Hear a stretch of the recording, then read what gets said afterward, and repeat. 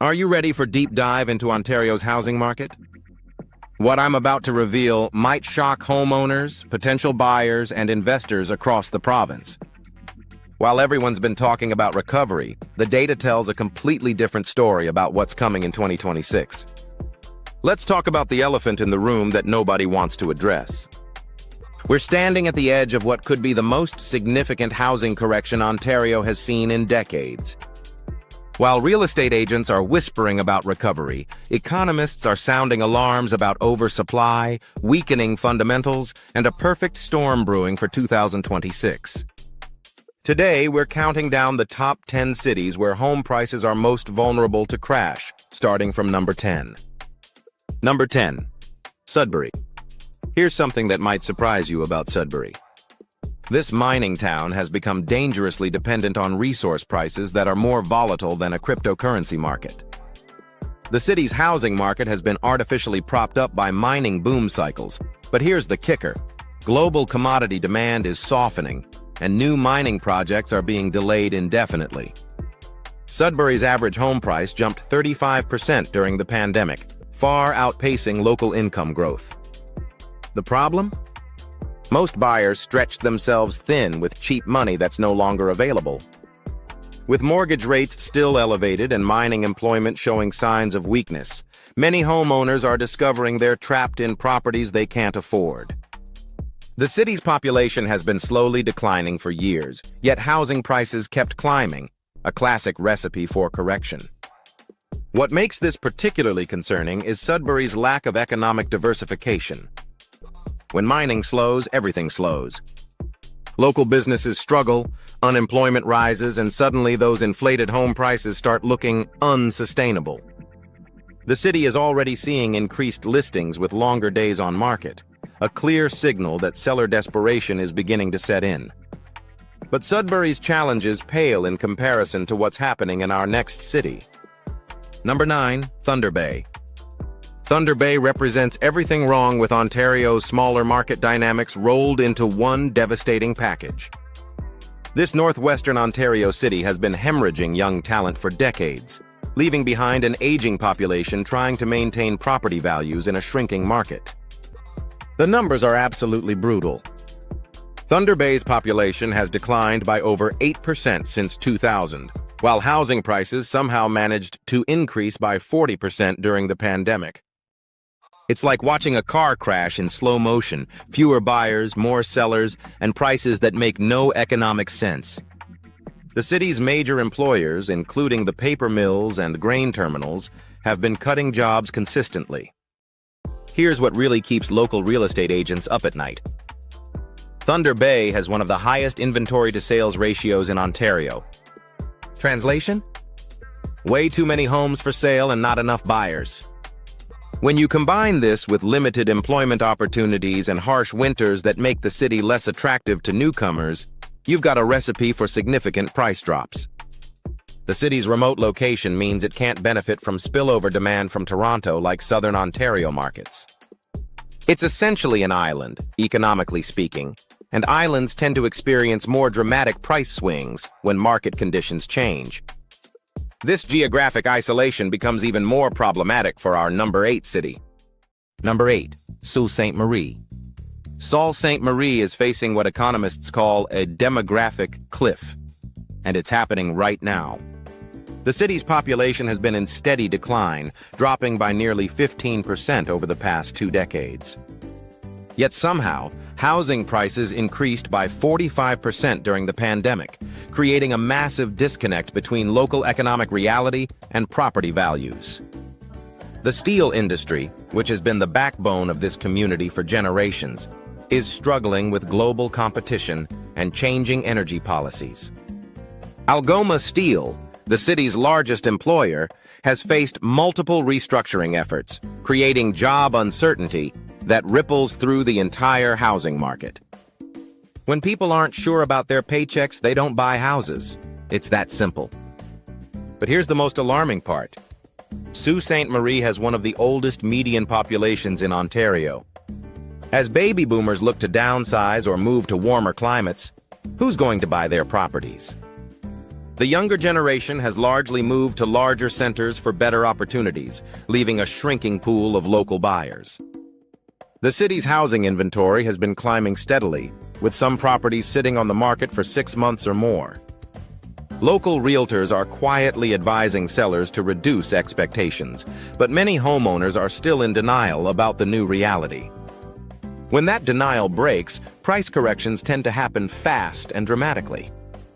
Speaking of denial, our next city has been living in a fantasy for years. Number 7, North Bay. North Bay presents a fascinating case study in how government employment can create a false sense of housing market security.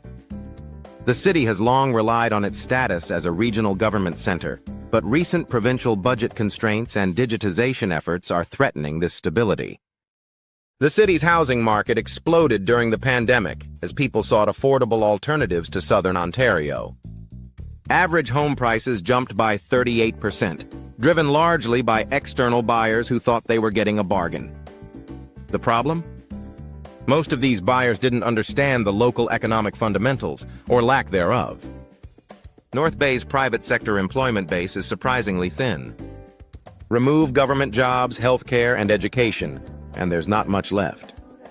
The city has struggled for decades to attract significant private investment, leaving it vulnerable to policy changes that could reshape its employment landscape. With the provincial government looking to reduce spending and consolidate services, North Bay's job security isn't as ironclad as residents believe. The recent surge in listings tells the story clearly. Properties that would have sold in days 2 years ago are now sitting for months. Price reductions are becoming more common, and the desperation is starting to show. Local builders have also pulled back dramatically, recognizing that demand was artificially inflated. But government dependency is nothing compared to the industrial challenges facing our number 6 city. Number 6. Windsor's housing market is walking a tightrope over an economic abyss, and the rope is starting to fray. The city's fortunes have always been tied to the automotive industry, but that relationship has become increasingly toxic as manufacturing shifts toward electric vehicles and automation. Here's what industry insiders don't want you to know. The transition to electric vehicle production requires far fewer workers than traditional auto manufacturing. As plants retool for EV production, thousands of jobs are quietly disappearing. Ford's recent layoffs were just the beginning of a broader restructuring that will reshape Windsor's employment landscape. The city's housing market surged 42% during the pandemic, driven partly by Toronto's spillover demand and speculation about industrial revival. But speculation has a funny way of evaporating when reality sets in. Rising interest rates have already choked off most external buyer demand, leaving local buyers to support a market priced well above local income levels. Windsor also faces unique challenges from its border location. Economic uncertainty in both Canada and the U.S. creates double exposure to policy changes that could affect cross-border commerce. The city's commercial real estate sector is already showing stress, which typically precedes residential market corrections. Local real estate data shows increasing days on market and growing price gaps between seller expectations and buyer offers. The city's high inventory levels, combined with weakening employment fundamentals, suggest significant downward pressure on prices through 2026. This automotive dependency looks stable compared to the crisis brewing in our number 5 city. Number 5, Oshawa. Oshawa represents everything that can go wrong when a city builds its identity around a single industry, and that industry starts dying. General Motors closed its assembly plant in 2019, taking 1,500 direct jobs and thousands more indirect positions with it. The city is still reeling from this economic body blow. Despite this massive job loss, housing prices somehow managed to increase by 48% during the pandemic. This disconnection from economic reality was fueled by Toronto's spillover demand and cheap credit, both of which have largely evaporated. Now the city faces a harsh reckoning between inflated prices and diminished local buying power. The promised economic diversification has been mostly smoke and mirrors. While city officials talk about technology sectors and advanced manufacturing, The reality is that most replacement jobs pay far less than the GM wages that once supported the local housing market. Young people continue to leave for better opportunities elsewhere, eroding the buyer base. Oshawa's housing inventory has exploded over the past year, with sellers finally recognizing that the pandemic price surge wasn't sustainable. Properties are sitting longer, price reductions are becoming routine, and the desperation is palpable. Local builders have essentially stopped new construction, recognizing that supply already exceeds realistic demand. The city's infrastructure, built for a much larger population during its automotive heyday, now represents a massive maintenance burden that's becoming harder to support with a shrinking tax base. This creates additional downward pressure on property values as municipal services face potential cuts. But even Oshawa's challenges look manageable compared to what's happening in our number 4 city. Number 4, London. London's housing market is experiencing what happens when university town stability collides with economic reality. The city has long prided itself on being recession-resistant due to its education and healthcare sectors, but cracks are starting to show in this foundation. Western University, one of the city's economic anchors, is facing significant enrollment challenges as international student policies tighten and domestic demographics shift. Reduced enrollment means fewer students needing housing, which directly impacts both rental and ownership markets. The university has also been cutting programs and staff, reducing its economic contribution to the community. London's housing prices jumped 41% during the pandemic, largely driven by Toronto refugees seeking affordability. But as remote work policies tighten and Toronto companies call workers back to the office, many of these buyers are discovering they need to return to the GTA. This reverse migration is already showing up in listing data, with many properties clearly owned by people trying to relocate back to Toronto. The city's manufacturing sector, while smaller than automotive centers, is also facing headwinds from automation and global competition. Several major employers have announced downsizing or closure plans, creating job uncertainty that ripples through the housing market.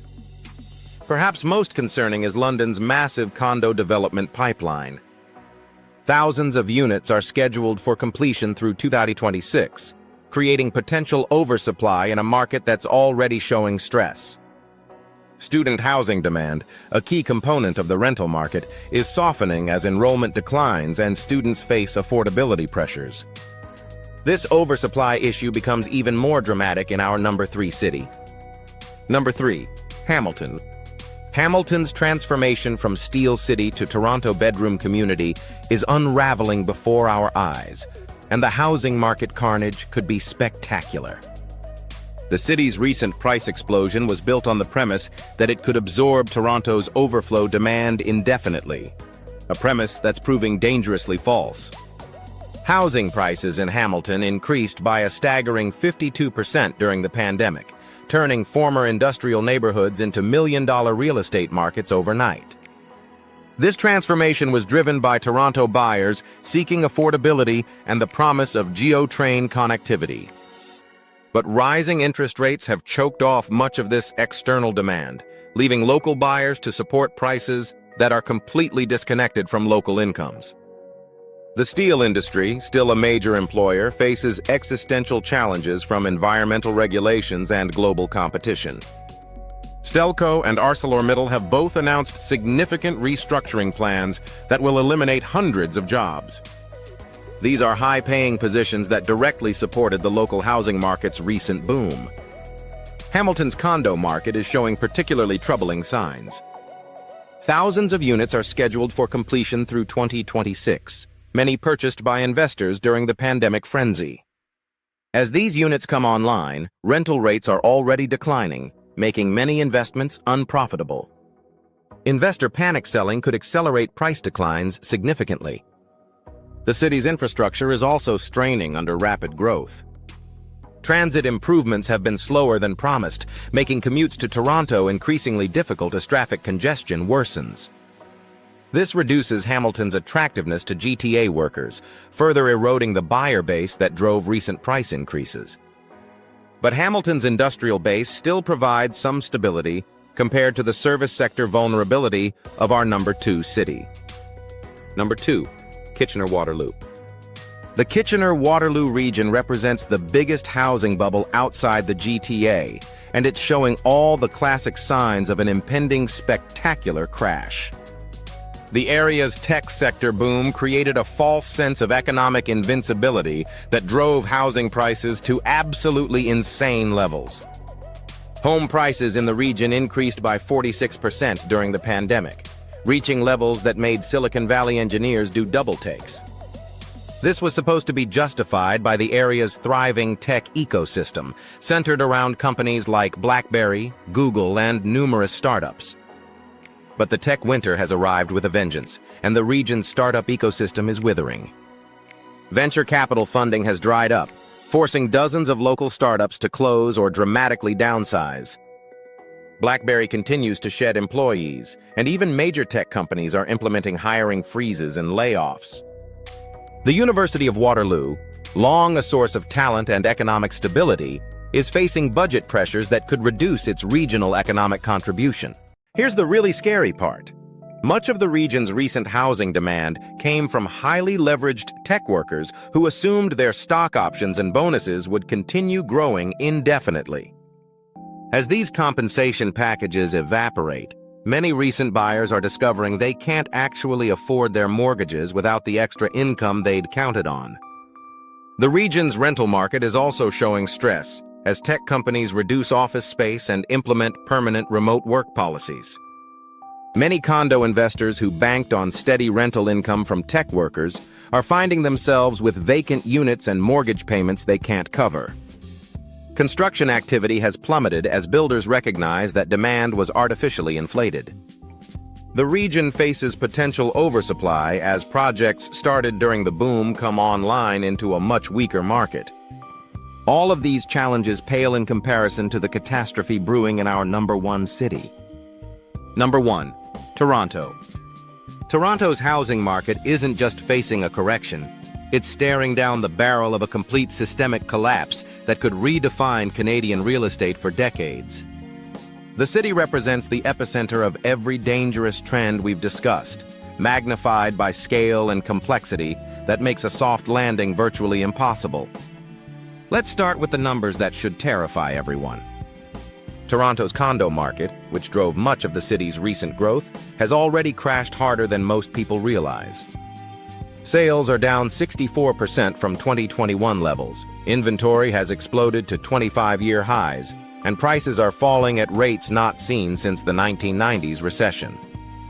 But this is just the beginning. The city faces an unprecedented oversupply crisis as 31,000 condo units are scheduled for completion in 2025 alone, the highest in history. These units were pre-sold to investors during the pandemic frenzy, many of whom used borrowed money and assumed they could flip or rent for easy profits. As these units come online into a saturated market, panic selling could accelerate price declines dramatically. Toronto's employment base, while diverse, is showing serious cracks. The financial sector is implementing major layoffs as banks automate operations and reduce office space. The tech sector has been decimated by funding cuts and hiring freezes. Even healthcare and education, traditionally stable sectors, face budget pressures that could eliminate thousands of positions. But here's what makes Toronto's situation uniquely dangerous. The city's housing market has become completely disconnected from local economic fundamentals. Average home prices that require household incomes over $200,000 in a city where median household income is $84,000. This gap can only be sustained by external demand and easy credit, both of which have disappeared. The federal government's immigration policy changes are reducing the flow of newcomers who historically drove Toronto's rental and ownership demand. International student restrictions are particularly damaging, as these students were a key source of rental income for condo investors. Perhaps most concerning is Toronto's massive debt burden at both individual and municipal levels. Homeowners who stretched to buy during the pandemic face mortgage renewals at much higher rates, forcing many to sell. The city itself faces infrastructure spending pressures that could require property tax increases, adding additional stress to an already strained market. The commercial real estate sector is also collapsing as companies embrace permanent remote work and reduce office space. Downtown vacancy rates are climbing, affecting the condo market as fewer people need to live near offices. This creates a cascading effect through the entire urban economy. So there you have it, the top 10 Ontario cities where housing prices are most vulnerable to crash in 2026. From Sudbury's resource dependency to Toronto's systemic collapse, these markets face fundamental challenges that go far beyond normal cyclical corrections.